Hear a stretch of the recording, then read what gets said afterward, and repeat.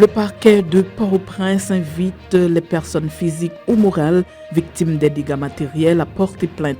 Dans un communiqué publié le jeudi 22 septembre 2022, portant la signature du commissaire du gouvernement de Port-au-Prince, Jacques Lafontaine, le parquet de Port-au-Prince invite les personnes physiques ou morales victimes des dégâts matériels lors des manifestations organisées entre le 9 et le 16 septembre à porter plainte. Maître Jacques Lafontaine soutient que les pouvoirs publics concernés ont été instruits de sévir contre les auteurs intellectuels et les exécutants de ces actes en les déférant par devant les tribunaux pour répondre de leur forfait. Rappelons que lors des manifestations qui ont eu lieu la semaine dernière dans l'aire métropolitaine de Port-au-Prince, plusieurs entreprises ont été pillées, saccagées ou vandalisées par des individus. Devant les Nations Unies, Joe Biden affirme son soutien à Haïti qui traverse une grave crise humanitaire.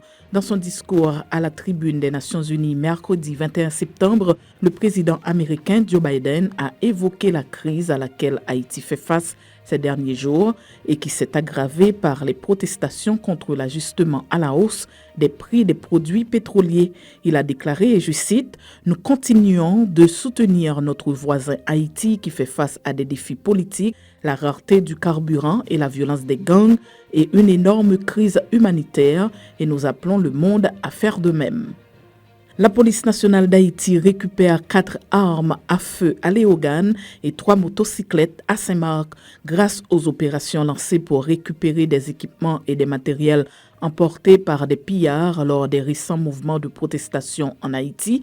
La police nationale d'Haïti informe avoir saisi 4 armes à feu et 3 motocyclettes à Léogane et à Saint-Marc. Les 4 armes à feu appartiennent à la Unibank, alors que les motocyclettes sont les propriétés du bureau de l'autorité portuaire nationale. Ces matériels ont été emportés par des pillards lors des récentes manifestations populaires, selon les informations communiquées par la PNH. Un chef de gang tué dans des échanges de tirs avec la police à Port-de-Paix. La police nationale d'Haïti informe que le nommé Maître Kafou, chef du gang Guêpe Noire opérant à Port-de-Paix, a été abattu dans des échanges de tirs avec des agents de l'ordre dans la soirée du mercredi 21 septembre 2022.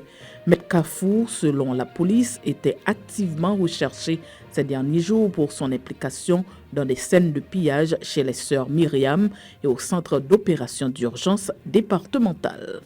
Rien ne justifie les actes de pillage dans les bureaux du Programme alimentaire mondial, déclare son représentant en Haïti.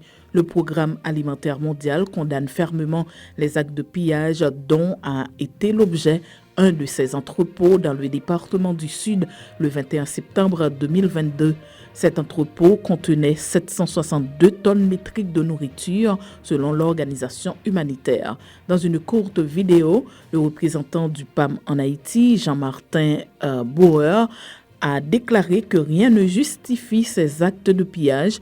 Il a aussi indiqué que ces actes vont avoir des répercussions négatives sur les 46 000 habitants de cette région en situation d'urgence alimentaire.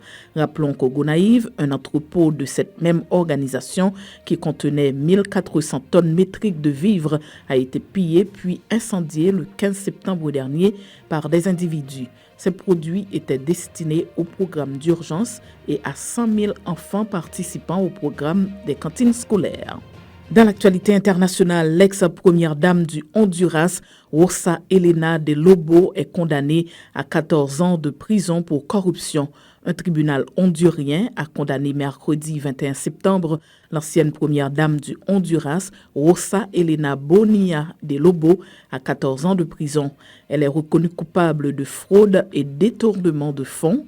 Âgée de 57 ans, Rosa Elena Bonilla de Lobo a détourné plus d'1 million de dollars de fonds publics entre 2010 et 2014, lorsque son mari, Porfirio Lobo, était président, selon les informations publiées sur le compte Twitter du pouvoir judiciaire hondurien. C'est la fin de ce bulletin d'information. Merci de votre fidélité à Juno 7.